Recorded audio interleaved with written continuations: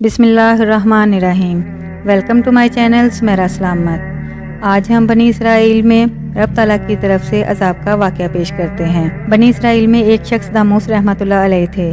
ایک دفعہ وہ اپنی بستی سے باہر نکلے، سامنے پہاڑ پر نظر پڑی تو سارے پہاڑ خشک نظر آئے، ان پر سبزہ نہیں تھا۔ یہ دیکھ کر ان کے دل میں خیال پیدا ہوا کہ کتنا اچھا ہوتا ان پر سبزہ ہوتا، آبشاریں ہوتی اور خوبصورت منظر ہوتا۔ اللہ تعالیٰ نے دل میں الہام فرمایا کہ اے میرے پیارے، تو نے بندگی چھوڑ دی، اب تو میرا مشیر بن گیا، اب تجھے میری تخلیق میں کمی اور کوتاہی نظر آتی ہے۔ جب یہ الہام ہوا تو وہ گھبرا گئے اور انہوں نے دل میں ایک ہی نیت کر لی کہ جب تک اللہ رب العزت کی طرف سے میرے دل میں واضح طور پر یہ بات نہیں آئے گی کہ میری کوتاہی کو معاف کر دیا گیا ہے، میں اس وقت تک اپنے آپ کو سزا دوں گا۔ چنانچہ داموس نے سزا کے طور پر دل میں تہیہ کر لیا کہ جب تک میری غلطی معاف نہیں ہو جاتی، نہ میں کھانا کھاؤں گا اور نہ ہی پانی پیوں گا، بس روزے کی حالت میں رہوں گا۔ یہ بندے اور اللہ کا اپنا معاملہ ہوتا ہے۔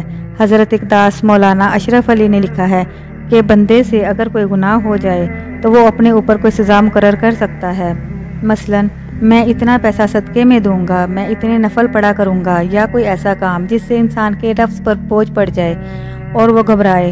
انہوں نے بھی یہی کیا کہ دل میں سزا کے طور پر فیصلہ کر لیا۔ داموس رحمۃ اللہ علیہ 2-4 دن کے بعد ایک قریبی بستی میں گئے۔ وہاں کوئی تقریب منعقد ہو رہی تھی۔ بستی والوں نے کھانا وغیرہ پکا رکھا تھا۔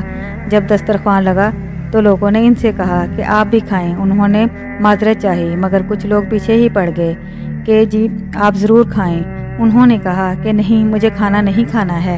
ان میں سے ایک نے پوچھا کہ آخر وجہ کیا ہے؟ انہوں نے وجہ بتا دی کہ مجھ سے یہ کوتاہی ہوئی ہے۔ وہ کہنے لگا جناب یہ کوئی اتنی بڑی بات نہیں، ہم سب بستی والے مل کر اس گناہ کا عذاب بھگت لیں گے، آپ کھا لیجئے۔